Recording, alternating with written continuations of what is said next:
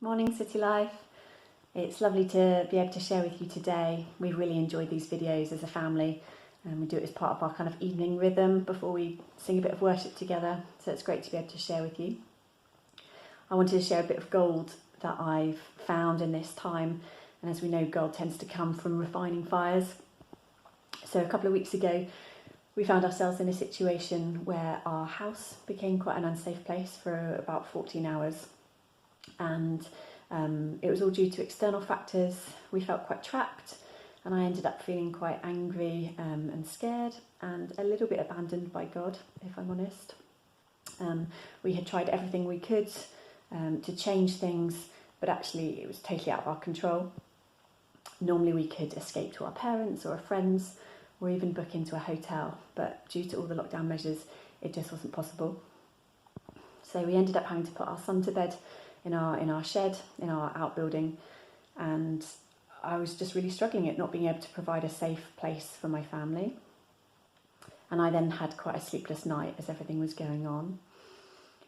For any of you who've had sleepless nights, if you're like me, you find them pretty painful and tormenting, and I really struggled to find any peace in that time. So for hours, I use all my strategies of lots of breath prayers. I breathe in with Yah and out with Way, in with G, out with Zus. I repeat scripture, but really couldn't find any peace. And eventually I was able to get into my secret place. So for me, that's kind of a place where I go in my mind, which is a house with lots of rooms and lots of gardens, a bit like the shack. And every time I go, I tend to learn something new. Jesus shows me something new. So I arrived in a bit of a mess, and I found Jesus planting seeds in the garden.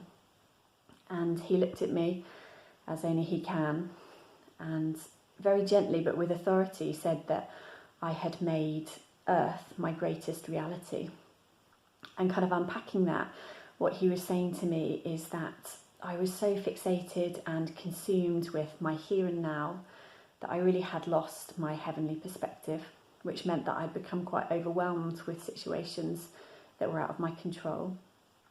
And he was showing me that the more I really spent time, and I mean proper time in his presence, and the more I really anchored my home in his throne room, then the less things would be so overwhelming on earth.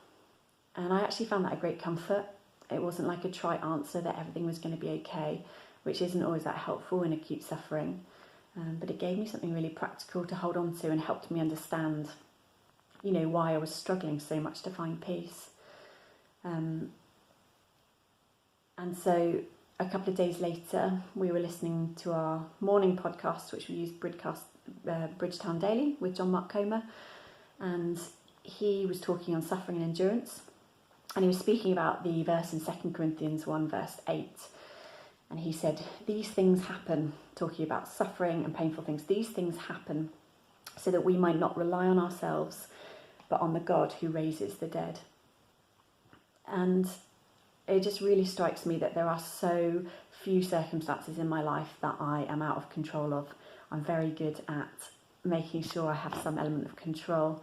But in God's mercy, he pushes us beyond that so that we actually get to encounter the fullness of him. We get to see him at work as a faithful, trustworthy God who brings us through things that we feel we can't bear. And so I just really wanted to encourage you that if you find yourself at any point in this time feeling at the end of yourselves, whether that's through homeschooling or relationships or loneliness or illness, that it's okay to come to the end of yourself, because actually that's really where we can start to encounter the power of the Father and to really start to rely on him. So have a great day and look forward to seeing you guys soon.